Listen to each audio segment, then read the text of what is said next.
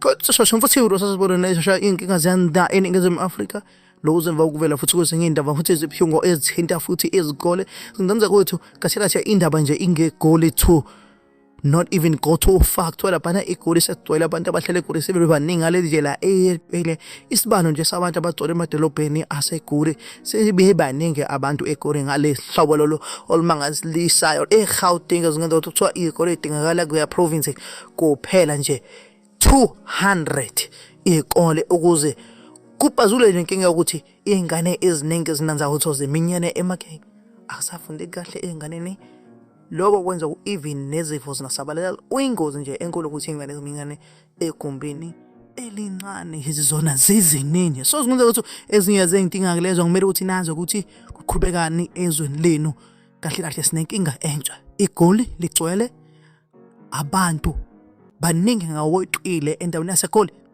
it is what it is. And another thing kugcwele izikole. This is the biggest issue ukuthi kugcwele izikole.